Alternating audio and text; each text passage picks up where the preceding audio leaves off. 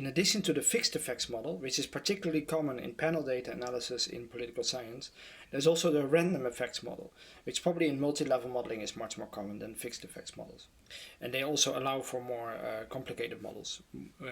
So the key for a multi-level model really is that we want to be able to have variables at different levels.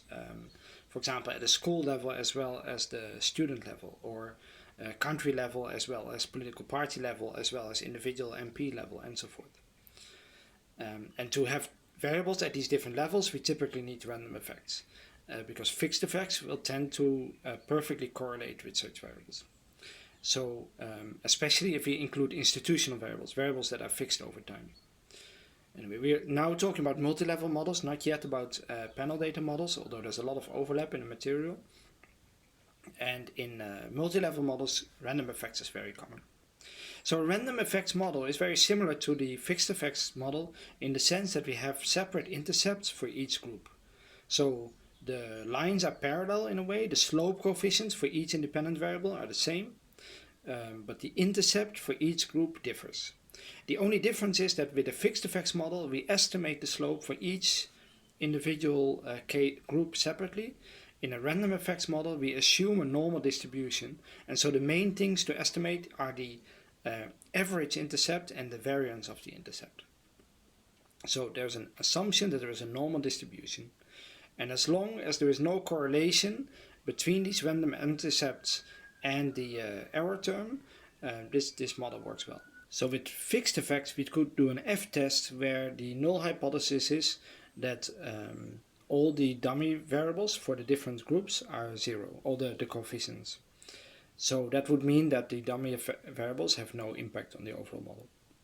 We have a similar kind of test in random effects models, the Breuss-Pagan LM test, where the null hypothesis is that the variance of these intercepts of the random effect is zero. So for a random effects model, this is a way of testing whether the added random effect makes a difference or not. So whether there's a difference between whether the random effects model really leads to different estimates from the pooled model. So here you can see the equation. We are talking about the sum of squared residuals that we compare, and therefore we have a chi-squared distribution. And this test can be performed, and if you get a small p-value, you can reject the null, and you stick to the random effects model. Probably more common as a test in applications is the Hausmann test. So the Hausmann test is a test whether the coefficients for two different regression specifications are different or the same.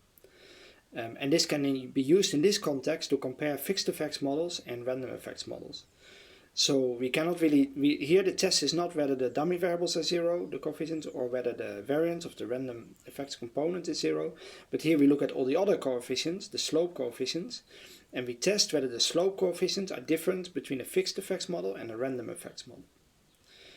If they are different, then we should put question marks with assuming this normal distribution of the random effects. So the random effects model is in a way more constrained than a fixed effects model. With fixed effects models, we can estimate any intercept for any group. With a random effects model, we make stronger assumptions about the distribution of those intercepts. If the coefficients are very different, and the Hausmann test is statistically significant, so we get different coefficients in the fixed effects and in the random effects model, you should put question marks by using the random effects. Because clearly the fixed effects are capturing something that we do not capture anymore when we assume this normal distribution.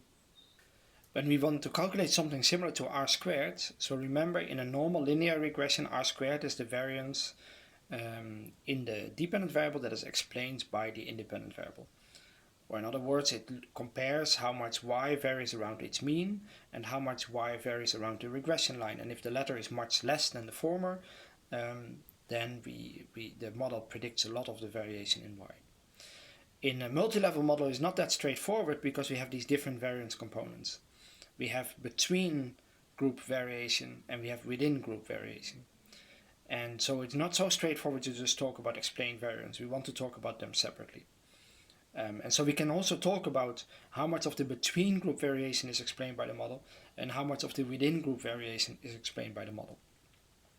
And to do that, we can use the equations on this slide and work out, based on the residual variance, we can work out the 2r squared.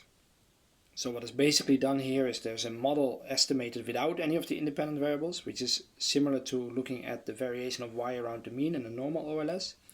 So we include the random effect, but we do not include the independent variables. And then we add the independent variables, and then we can see how much the independent variables help explain y. Another slight challenge with random effects models is that we do not really know the estimated intercept for each group, because we have not separately estimated them, we have estimated the overall residual variance. However, it is possible to work out the predicted group mean and therefore the predicted value for each observation using this equation. Yeah, so here we make use of the average value for y. It's a sort of a weight between the group level explanation and the individual within group level explanation. And then we get a predicted value for each average score of y within each group, and therefore the intercept for that group. So when we want to estimate a multi-level model, we can with a random effects, we cannot use the standard LM command in R anymore. So for the fixed effects model or the least square dummy variable model, we can just use LM. We can add the dummies for each of the groups.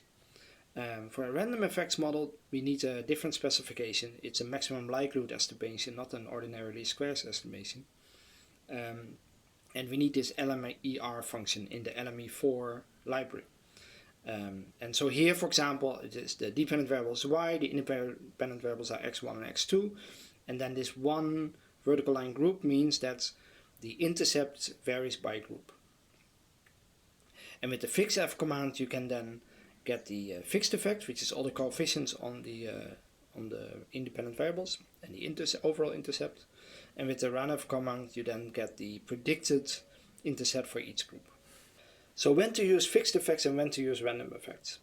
So the Hausmann test tells you a little bit whether the assumptions underlying random effects are okay. But even then it's an ongoing debate in the literature when to use which.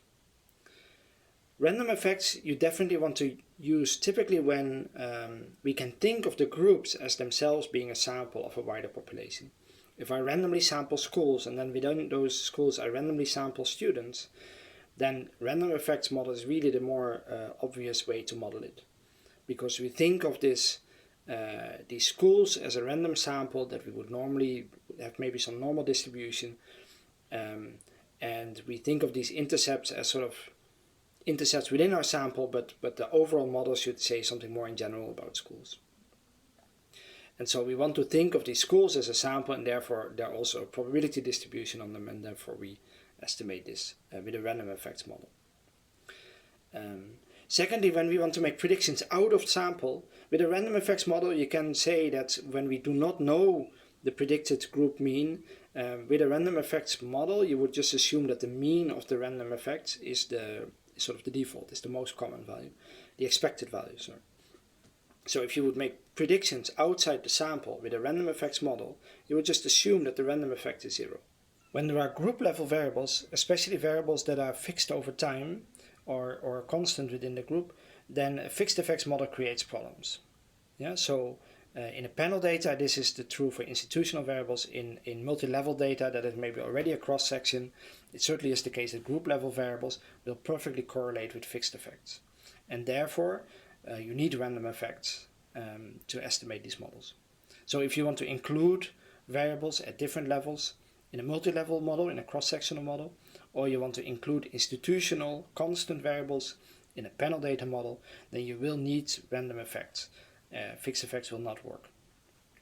There was some debate, there were some suggestions in the political science literature on how these fixed effects will work, but this is very controversial in the econometrics literature, so I would recommend against it. And finally, when the groups of the number of observations within each group are small and you have relatively many groups, then it would take a lot of degrees of freedom to estimate separate dummy variables coefficients for each of those groups. And therefore a random effects model works much better when you have many groups that are relatively small, because you have so few observations to use to estimate the separate coefficient, intercept coefficient for each group. So perhaps one rule of thumb you can use, but it's better to think about it a little bit longer and take all these considerations I just mentioned into account. But when the overall sample size is small, you probably want to use fixed effects. When the overall sample size is not that small, but the group sizes are very small, you probably want to use random effects. And when the group sizes are large enough, it's going to matter less which one of the two you take. So some of the literature suggests to basically default to random effects, unless you have evidence that random effects won't work.